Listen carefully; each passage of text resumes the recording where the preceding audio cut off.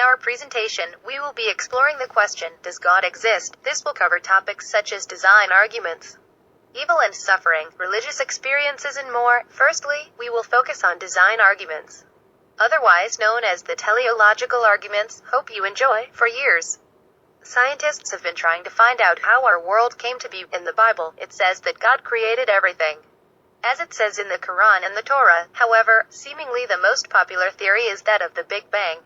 This is the theory that says that our universe was created by complete chance, a chemical reaction of a few elements conveniently reacting with each other. This is a logical theory that many people disagree with. William Paley used an analogy to show that God must exist. His argument is called the design argument or the teleological argument. Paley asks us to imagine that we find a watch lying on the heath.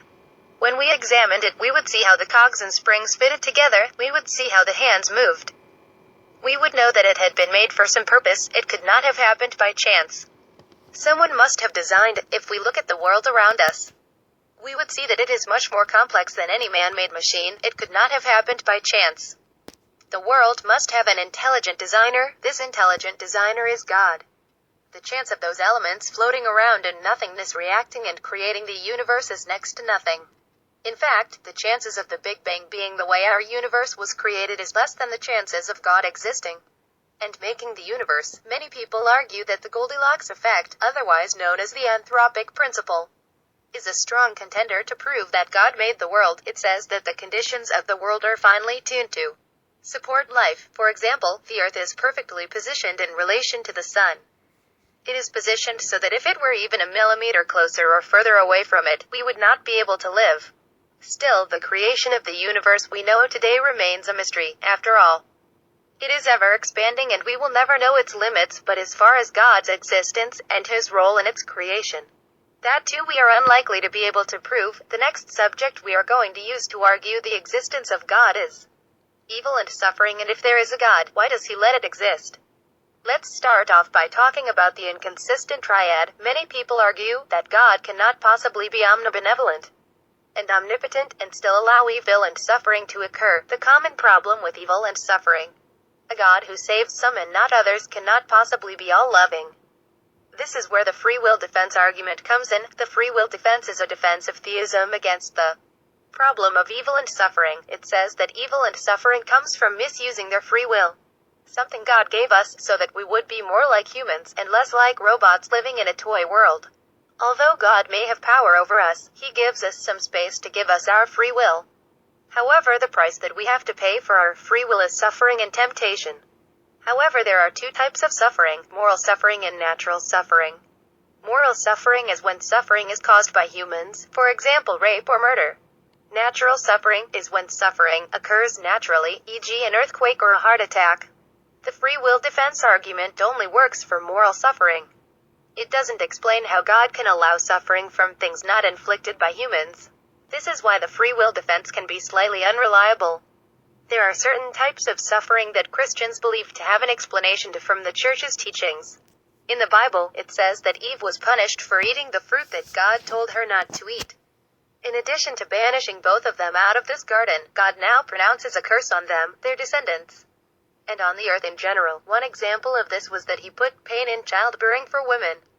It says in Genesis 3:16, to the woman He said, I will greatly increase your pains in childbearing. With pain you will give birth to children. Your desire will be for your husband, and he will rule over you.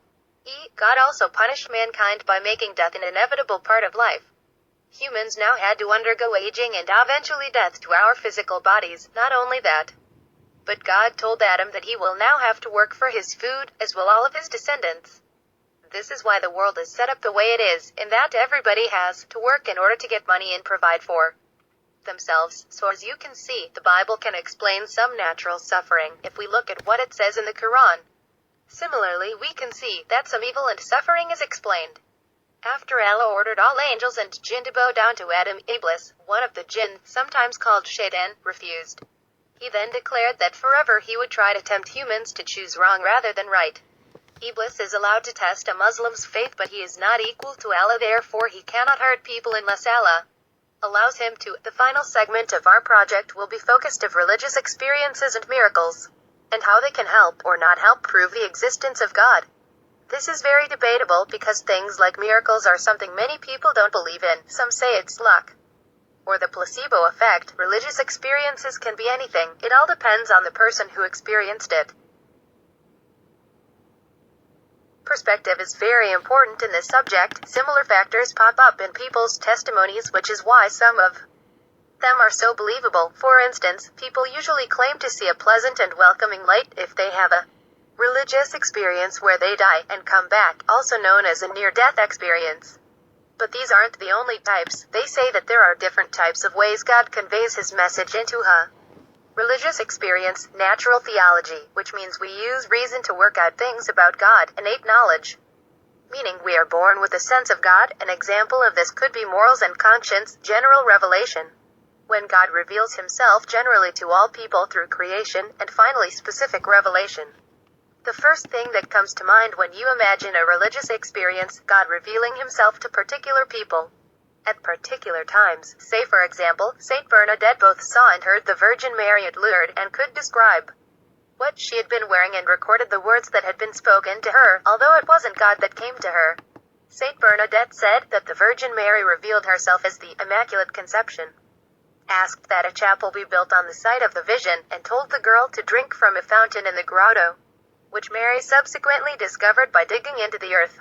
This can argue the existence of God because the message that was delivered to her was more or less straight from the heavens. Of course, people don't believe in religious experiences a lot of the time.